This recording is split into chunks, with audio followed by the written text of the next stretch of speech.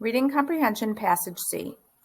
Jian Lin was 14 years old in 1973 when the Chinese government, under Mao Zedong, recruited him for a student science team called the Earthquake Watchers. After a series of earthquakes that had killed thousands in northern China, the country's seismologists thought that if they augmented their own research by having observers keep an eye out for anomalies like snakes bolting early from their winter dens and erratic well water levels, they might be able to do what no scientific body had managed before: issue an earthquake warning that would save thousands of lives. In the winter of 1974, the earthquake watchers were picking up some suspicious signals near the city of Haichang. Panicked chickens were squalling and trying to escape their pens.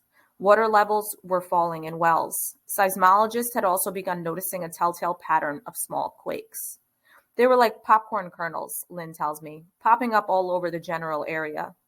Then, suddenly, the popcorn popping stopped, just as it had before a catastrophic earthquake in 1966 that killed more than 8,000. Like the calm before the storm, Lin says. We have that exact same phrase in Chinese. On the morning of February 4th, 1975, the Seismology Bureau issued a warning. Haichang should expect a big earthquake and people should move outdoors. At 7:36 p.m., a magnitude 7 quake struck. The city was nearly leveled, but only about 2,000 people were killed. Without the warning, easily 150,000 would have died. And so you finally had an earthquake forecast that did indeed save lives, Lin recalls. People were excited, or you could say uplifted. Uplifted is a great word for it. But uplift turned to heartbreak the very next year, when a 7.5 quake shattered the city of Tangshan without so much as a magnitude 4 to introduce it. When the quake hit the city of 1.6 million at 3:42 a.m., it killed nearly 250,000 people, most of whom were asleep. If there was any moment in my life when I was scared of earthquakes, that was it, Lin says. You think, what if it happened to you? And it could. I decided that I would do anything to save lives lost to earthquakes. It would be worth the effort.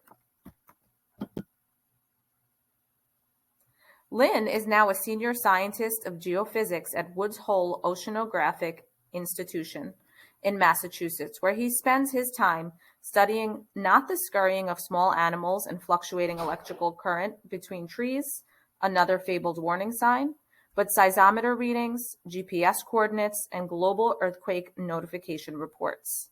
He and his longtime collaborator, Ross Stein of the U.S. Geological Survey, are champions of a theory that could enable scientists to forecast earthquakes with more precision and speed. Some established geophysicists insist that all earthquakes are random, yet everyone agrees that aftershocks are not. Instead, they follow certain empirical laws.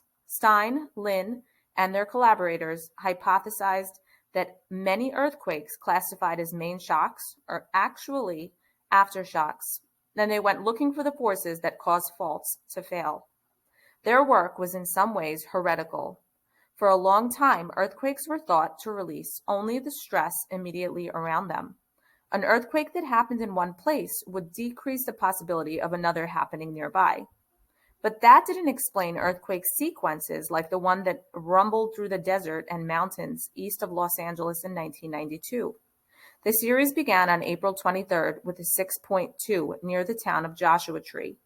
2 months later, on June 28th, a 7.3 struck less than 15 miles away in the desert town of Landers. 3.5 hours after that, a 6.5 hit the town of Big Bear in the mountains overlooking the Mojave. The Big Bear quake was timed like an aftershock, except it was too far off the Landers earthquake fault rupture.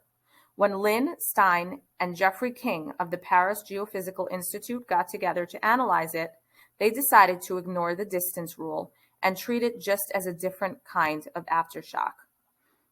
Their ensuing report, Static Stress Changes and the Triggering of Earthquakes, became one of the decade's most cited earthquake research papers. Rocks can be subject to two kinds of stresses: the clamping stress that pushes them together, and the shear stress they undergo as they slide past each other. Together, these stresses are known as Coulomb stress, named for Charles Augustin de Coulomb, an 18th century French physicist. Coulomb calculations had been used for years in engineering to find the failure points of various building materials, but they'd never been properly applied to faults. It turned out, though, that faults in the ground behave much like rocks in the laboratory. They come unglued when shear stress exceeds the friction and pressure, clamping stress, holding them together. When Stein, Lin, and King applied the Coulomb model to the California sequence, they found that most of the earthquakes had occurred in areas where the shifting of the ground had caused increased stress. In 1997, Stein and two other geologists using the model found that there was a 12% chance that a magnitude 7 or greater would hit near Izmit, Turkey, within 30 years. 2 years later, on August 17, 1999, a magnitude 7.4 destroyed the city, which wasn't designed to withstand such a tremor. A Turkish geologist named Aykut Barka quickly wrote up a paper warning that Coulomb stress from the Izmit quake could trigger a similar rupture near Düzce, a town roughly 60 miles east. His work persuaded authorities there to close school buildings damaged during the Izmit shaking. On November 12th, a segment of the North Anatolian Fault gave way in a magnitude 7.2. The empty school buildings collapsed. Lin and Stein both admit that Coulomb stress doesn't explain all earthquakes. Indeed, some geophysicists, like Karen Felser of the U.S. Geological Survey, think their hypothesis gives short shrift to the impact that dynamic stress, the actual rattling of a quake in motion, has on neighboring faults. In the aftermath of the disastrous March 11th Tohoku quake, both camps are looking at its well-monitored aftershocks, including several within 100 miles of Tokyo, for answers. Intriguingly, it was preceded by a flurry of earthquakes, one as large as magnitude 7.2, that may have been foreshocks, although no one thought so at the time. The researchers are trying to determine what those early quakes meant. When I ask Lin whether California, where I live, is next, he laughs. I understand that the public now thinks we've entered a global earthquake cluster. Even my own mother in China thinks that. But there's no scientific evidence whatsoever to suggest that the earthquake in New Zealand triggered the earthquake in Japan, or Japan will trigger one in California.